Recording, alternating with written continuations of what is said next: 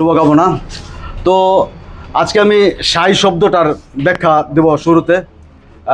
আমার বড় ভাই, আমার মুরব্বী মনির স্যার সাই শব্দটা সম্পর্কে জানতে চেয়েছেন। আমরা আসলে মূলত সাই শব্দটা প্রথম শুনেছি লালন সাই এইখান থেকে।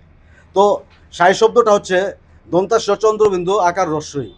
সাই মানে হচ্ছে জল, মানে জল, মানে আমরা যখন মাতৃগর্ভে থাকি, আমাদের মাতৃগর্ভে আমরা যখন ভ্রূণ অবস্থায় থাকি, তখন তো আমাদের একটা খাবার লাগে, খাবার লাগে না? কি খেয়ে বাঁচি আমরা? মাতৃগর্ভে কি খাই? মাতৃগর্ভে আমরা যে জলটা খেয়ে বেঁচে থাকি, যে ভ্রূণটা, আমি যখন আমার মার গর্ভে ছিলাম, আপনার যখন আপনার মায়ের গর্ভে ছিলেন, এমনকি একটা গরু, ছাগল, হাঁস, মুরগি এবং ফুল ফল যখন মাতৃ অবস্থায় থেকে, মায়ের গর্ভে থাকে, তখন সে যে জলটা পান করে বেঁচে থাকে, সৃষ্টিকর্তা আল্লাহ তাআলা, গড যাই বলেন, যে জলটা খাওয়ায় তাকে বাঁচিয়ে রাখে, সেই জলটার নাম হচ্ছে সাই। এই সাই জলটাকে রূপ করতে পালনকর্তা, লালনকর্তা বলা হয়।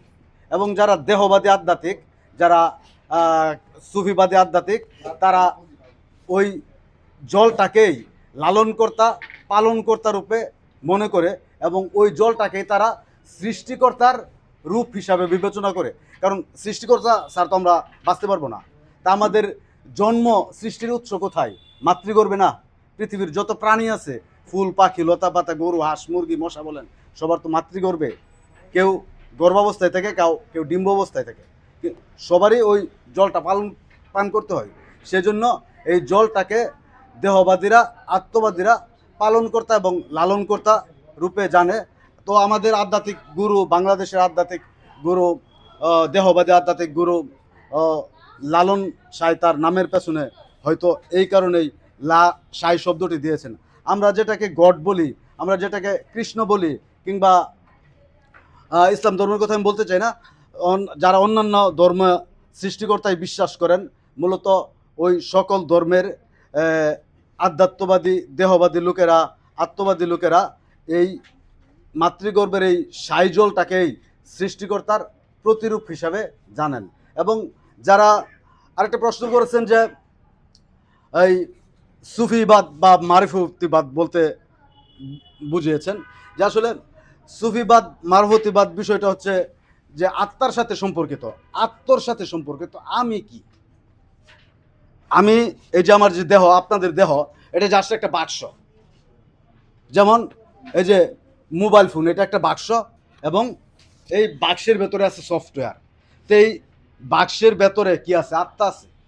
এই আত্মা কি? সুফিবাদী, দেহবাদী, মারফতিবাদী লোক তারা মনে করে এই দেহের ভিতরে সৃষ্টিকর্তা, ঈশ্বর, ভগবান আল্লাহ তাআলা তিনি নিজে বিরাজ করতেছেন, এবং তারা তার দেহের ভিতরের সৃষ্টিকর্তাকে উপলব্ধি করতে চান। তারা দেহের বাইরে কোথাও সৃষ্টিকর্তাকে খুঁজেন না। উমুক জায়গায়, তুমুক জায়গায়, নানান জায়গায় তারা সৃষ্টিকর্তাকে খুঁজেন না। এই দেহই তার সৃষ্টিকর্তার আধার। সৃষ্টিকর্তা কখন আমাদের দেহে থাকেন? আমাদের যে 6টা স্বরূপী আছে, কাম, ক্রোধ, লোভ, লালসা, মাৎসর্যই, এই 6টা স্বরূপুর কারণে আমাদের দেহ নষ্ট হয়ে যায়। যখন আমরা কামগ্রস্ত হয়ে যাই, তখন আমরা লোভী হই। যখন আমরা বেশি খেতে চাই, যখন আমরা চুরি করতে চাই, বদমাশি করতে চাই, অন্যের ক্ষতি করতে চাই, তখন আমাদের দেহ কলুষিত হয়ে যায়। তখন আমাদের দেহ থেকে সৃষ্টিকর্তা বেরিয়ে যায়, চলে যায়। কিন্তু আমরা যদি আমাদের স্বরূপ কাম, ক্রোধ, লোভ, লালসা, মোহ, মদ, মাৎসর্য এইগুলো দূর করে ফেলি, তাহলে আমাদের দেহ কি পবিত্র হয়ে যাবে না?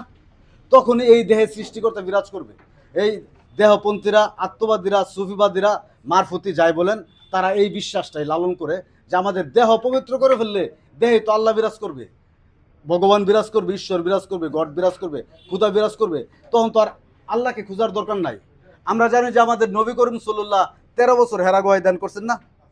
সে 40 বছর বয়সে নবুয়ত পাইছেন। সে হেরা গুহায় ধ্যান করে, নবী হওয়ার আগে কিন্তু ধ্যান করছে।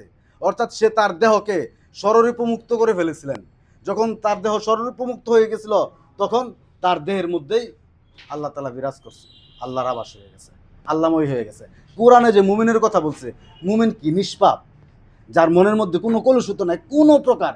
যে বিন্দুমাত্র কলুষিতহীন স্বরূপে দূর করছে, তার হৃদয়, মুমিন কলবের দূষিত পদার্থ দূর করে ফেলছে, তার হৃদয় পবিত্র হয়ে গেছে, সেই কলবে আল্লাহ অবস্থান করতেছে। ঠিক আছে? ওই যে আমাদের নেত্রকোনা অঞ্চলের লোকগায়ক শিল্পী কবি বলেছিলেন না, গিয়াছিলাম ববের মাজারে, ছয় চূড়াতে করলো চুরি গুরু, দৌড়লো আমারে। আসলে তো দেহের ছয় চূড়া চুরি করছে, ধরছে গারে এ আত্মারে। আমরা বলি যে প্রত্যেক নফসেরই মৃত্যুবরণ করুন লাগবো, কিন্তু আমরা বলি না কিন্তু প্রত্যেক আত্মারই রুহরে মৃত্যুবরণ করুন লাগবো। রুহর কিন্তু মৃত্যু নাই, নফসের মৃত্যু হইব। আমার নফসের মৃত্যু হইব, রুহের কি মৃত্যু হইব না। কারণ রুহ আদমের মধ্যে যে আল্লাহ তাআলা ফুৎকার দিছিল, এই রুহ কি মৃত্যু হওয়ার? এই ফুৎকার কি? আদমের ভিতরে আল্লাহ অবস্থান নিয়েছিলেন, আদমের ভিতরে আল্লাহ অবস্থান নিয়েছিলেন দেখাই তার সিজদা দেওয়া কোনো পাপ হয় নাই। কারণ সিজদার একক মালিক তো আল্লাহ, আল্লাহ না? তাহলে আমরা আদমরা কেমনে সিজদা দেন? যখন আল্লাহর ভিতরে, আদমের ভিতরে আল্লাহ অবস্থান করছিল, তখনই বৈধ হয়ে যায় সিজদাটা। ঠিক আছে? তো আমরা সুফিবাদ বলেন, দেহবাদ বলেন, আত্মবাদ বলেন, এটা ইসলাম ধর্মের বিরুদ্ধেও না, খ্রিস্টান ধর্মের বিরুদ্ধে না, হিন্দু ধর্মের বিরুদ্ধে না। প্রত্যেক ধর্মের আত্মাই হলো সুফিবাদ, রুহবাদ। প্রত্যেক ধর্মের সৃষ্টি হয়েছে সুফিবাদ থেকে, রুহবাদ থেকে। এটা ইসলাম ধর্মের বিষয় না, এটা সকল ধর্মেরই নির্যাস। একেবারে একেবারে যেমন ডাবের ভিতর রস থাকে না, ডাবটাই তো আসল, রসটাই তো আসল, উপরে কভার না। সকল ধর্মের নির্যাস হইল সুফিবাদ, আত্মতত্ত্ব, দেহতত্ত্ব, বাপবাদ। সেই বাপ থেকেই নানান নিয়ম কানুন আসছে। পরবর্তীতে আমরা কি করছি? বাপবাদ বুইলা গিয়া নানান নিয়ম কানুন রাখতে ধরে আছি। ভাই নিয়ম কানুন কি কোনো কিছু? আল্লাহর সাথে আমার সম্পর্ক প্রেমের, বয়ের সম্পর্ক না। আল্লাহরে কেম ভয় পাম? আল্লাহর সাথে প্রেম করাম। সুফিরা আল্লাহর সাথে প্রেমের সম্পর্ক তৈরি করে। যেমন আমার দেহ পরিষ্কার করে আনলে আমার কলবে যখন আল্লাহ অবস্থান করবো, আমার দেহ যখন আল্লাহময় পবিত্র হয়ে যাব, তখন কি আল্লাহর সাথে আমার ভয় থাকবো? আল্লাহর সাথে তো আমি সরাসরি সবসময় আছি। আল্লাহরকে আমি কখনো ভুলে যেতে পারাম?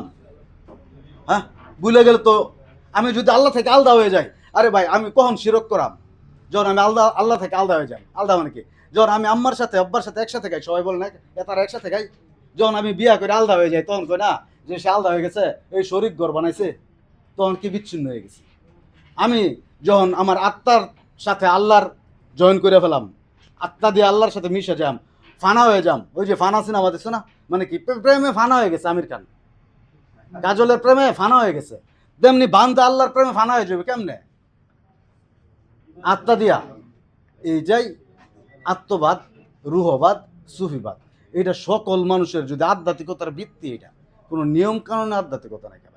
তুমি যখন প্রেম করো তোমার বউর সাথে তোমার মতো করেই করো, আমি আমার বউর সাথে আমার মতো করেই করি। ঠিক আছে?